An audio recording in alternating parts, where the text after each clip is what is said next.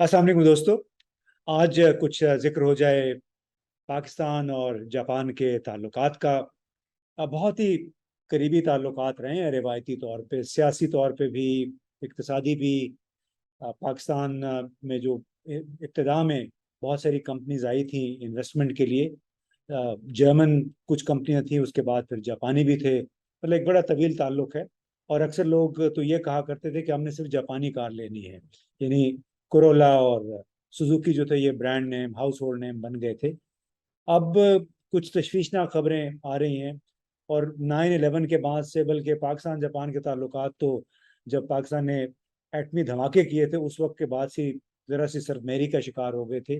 फिर जो 2001 में दहशतगर्दी के वाकयात हुए उसके बाद से आहिस्ता आहिस्ता कुछ कमी आई, लेकिन बैन अवी ताल्लुकात से ज़्यादा शायद उसमें पाकिस्तान के अपने अंदरूनी जो हालात हैं, अपने जो कॉम्पिटेंस के जो मसाइल हैं, शायद उस वजह से भी दोनों मुल्कों के ताल्लुकात में वो सरगर्मी नहीं देखने में आ रही। तो हमने सोचा कि आपकी मुलाकात हम इरफान सिद्दीकी साहब से करवाते हैं। खुद बड़े अच्छे लिखारी हैं, बाकायदगी से लिखते हैं पाकिस्तान के अखबारात में, मीडिया में, और बड़ी ऑब्जर्वेशन भी है। ये भी परेशान है कि पाकिस्तान जापान के ताल्लुकात शायद वैसे नहीं रहे, और कुछ पाकिस्तानी जो बरामदात हैं जापान को, उस पर भी असर पड़ा है। तो इरफान साहब, शुक्रिया आपने वक्त निकाला। तो आप अपनी परेशानी का आप ज़रा इजहार कीजिए कि जो नए सफ़ीर आएंगे उनको किन किन मसाइल का सामना करना पड़ेगा, और अ, ये वजूहात क्या हैं बुनियादी तौर पे, जो एक आप कह रहे हैं कि हमारी बरामदात बहुत कम हो गई हैं जापान को। जी अस्सलाम वालेकुम इम्तियाज गुल साहब। मैं आपको अक्सर गाए बगाए आपके एनालिसिस सुनता रहता हूँ और बड़े अच्छे और बैलेंस एनालिसिस होते हैं जो पाकिस्तान के फेवर में होते हैं, किसी सियासी जमात के फेवर में नहीं होते। इसलिए मैं आपको बड़ा लाइक करता हूँ, आपके तजज़िये को बड़ा देखता हूँ और से, और बहुत सारे लोगों की तरह। देखिए, जापान और पाकिस्तान के ताल्लुकात जितने अच्छे होने चाहिए उतने अच्छे नहीं हैं। इसकी बड़ी बहुत सारी वजूहत हैं। सबसे इम्पोर्टेंट ये कि हुकूमत की तरफ से कभी जापान को उस तरह फोकस नहीं किया गया कि जितनी बड़ी जापान की इकोनॉमी है। जापान दुनिया की इस वक्त तीसरी बड़ी मईशत है, जिसका जो total trade trade like import and export, जो टोटल ट्रेड है उसका जो हजम है 1500 अरब डॉलर का इसका टोटल ट्रेड वॉल्यूम है, जिसमें वो 800 अरब डॉलर की एक्सपोर्ट करते हैं और 700 अरब डॉलर की इंपोर्ट करते हैं। इतने बड़े मुल्क में इतनी बड़ी इकोनॉमी के लिए पाकिस्तान की जो तरजीहात है, आप सिर्फ इस बात से अंदाजा लगाएं कि पाकिस्तान की जो टोटल एक्सपोर्ट है जापान के लिए वो सिर्फ 200 मिलियन डॉलर पे रह गई है। अब आप ये देखें कि अगर जिस जो मुल्क 700 अरब डॉलर की इंपोर्ट कर रहा है जापान, उसके लिए कि पाकिस्तान 700 में से 1 अरब डॉलर का भी शेयर नहीं ले सकता, वो भी नहीं है, सिर्फ 200 मिलियन डॉलर है। और उसके अगेंस्ट में पाकिस्तान के जो अखराजात होते हैं, डिप्लोमेटिक एक्सपेंस आप कह लें, एक बड़ी फौज जो है सिफारती अफसरान की, वो वहां पर उन्होंने रखी है, जिनके ऊपर मिलियंस ऑफ डॉलर महीने के इनके अखराजात हैं। रिहाइश, दुनिया का सबसे महंगा मुल्क है, उनकी रिहाइश, खाने पीने, बच्चे, उनकी तालीमी अखराजात सब हुकूमत पाकिस्तान बर्दाश्त करती है। और उसके नतीजे में रिजल्ट है वो बिल्कुल 0/0 है। तो ये मामलात हैं, इस हवाले से अब बहुत ज्यादा तशवीश की बात है। जो अफसरान वहाँ मौजूद हैं वो जाती मफादात के लिए तो बिल्कुल काम कर रहे हैं, लेकिन मुल्क की मफादात किसी को कोई खातिर में नहीं ला रहा कि मुल्क के लिए क्या करना चाहिए। इसकी वजह से जो पाकिस्तानी कम्युनिटी बड़ी परेशान है।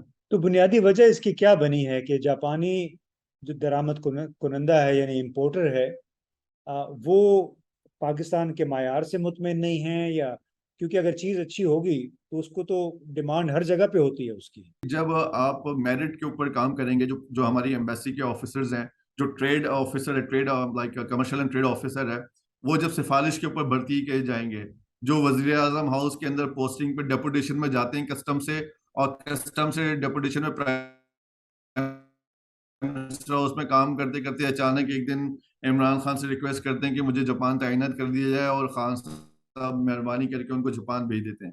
फिर उनके जो तरजीहात हैं वो जाती कंपनियों से, जो जो भी ट्रेड के लिए आ रहे हैं उसको अपने जाती रिश्तेदारों से मिलवाना शुरू कर दें। जो पाकिस्तानी कौम के जो मेन बिजनेसमैन है उनको जापान ना आने दें। जो मेरिट के ऊपर बिजनेसमैन का वीजा नहीं लगता, और इनके रिश्तेदार वो आके इनके जो है जान पहचान के कारोबार में लग रहते हैं। तो इस वाले से इस वक्त जो ट्रेड ऑफिसर है उसका नाम है ताहिर हबीब चीमा, उनके ऊपर नैब के केसेस चल रहे हैं। उनके ऊपर मिनिस्ट्री ऑफ कॉमर्स के एक इंक्वायरी चल रही है, करप्शन, किकबैक, बेनाम जायदाद और पता नहीं कौन कौन से इल्जामात के ऊपर सबूतों के साथ इंक्वायरी चल रही है।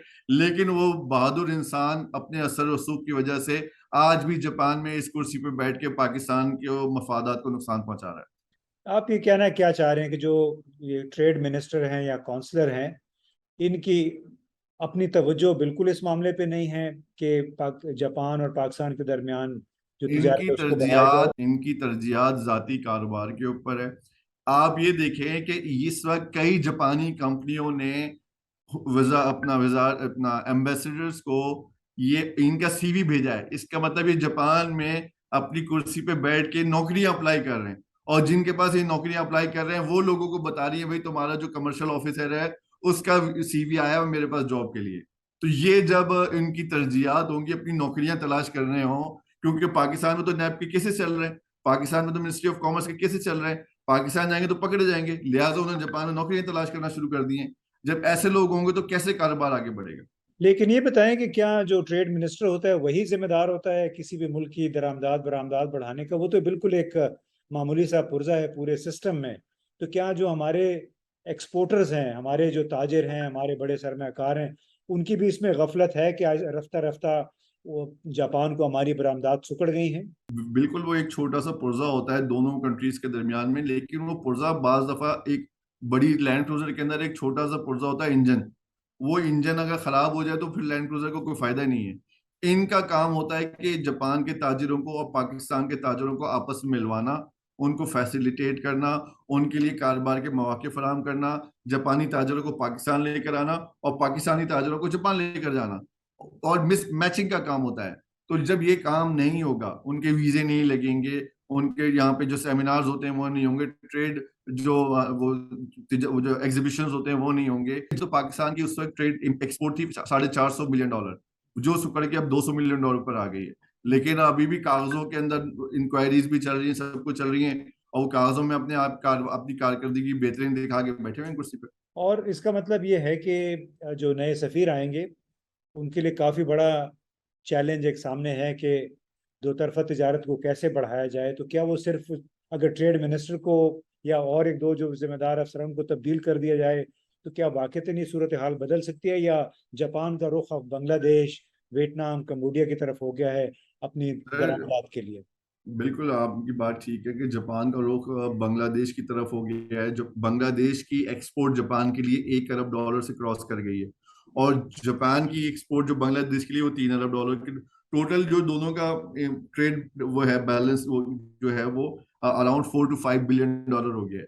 तो बांग्लादेश और जापान और इंडिया की $30 अरब की तजारत हो गई है। आप सिर्फ ये देखिए, जापान और इंडिया $30 अरब पे टू वे ट्रेड हो चुका है। बांग्लादेश और जापान का $5 अरब का हो गया है, और पाकिस्तान का 200 मिलियन इनका है तो एक डेढ़ उनका होगा, तो वो मिला के 1.5 पौने 2 अरब पर है। तो जिसमें पाकिस्तान का पल्ला बिल्कुल ना होने के बराबर है। तो सिचुएशन आपके सामने है। फिर पाकिस्तानी जो एक्सपोर्टर्स हैं वो जापान आना चाहते हैं, क्योंकि जबान का एक लैंग्वेज बैरियर होता है, उसके लिए सफारत खाने की जिम्मेदारियां बहुत बढ़ जाती हैं। लेकिन वहां पर आप ये देखें, रिजल्ट देखें, काम बोलता है ना, रिजल्ट बोलता है। एंड ऑफ द डे आप बच्चा अगर क्या मैं 8 घंटे पढ़ रहा हूँ, मैं 10 घंटे पढ़ रहा हूँ, लेकिन पेरेंट्स ये कहते हैं एंड में रिजल्ट क्या आया है। एंड में अगर रिजल्ट आपकी 35% 40% आ रही है तो फिर वो आपकी पढ़ाई जो 6 6 घंटे की बेकार है वो। जी, बहुत बहुत शुक्रिया दोस्तों, आपने इरफान सिद्दीकी साहब की बातें सुनी। ये भी दर्द दिल रखते हैं पाकिस्तान के लिए, पाकिस्तान की मसनूआत के लिए, कि उनकी जापान को बरामद क्यों कम हो गई है। और उनका ख्याल है कि इसके लिए प्राइवेट सेक्टर की तो अपनी जिम्मेदारी है, लेकिन उसके साथ हमारा पब्लिक सेक्टर यानी हमारे हुकाम जो हैं, जो इस जिनकी ये बुनियादी जिम्मेदारी है, वो भी इसके उतने ही जिम्मेदार हैं।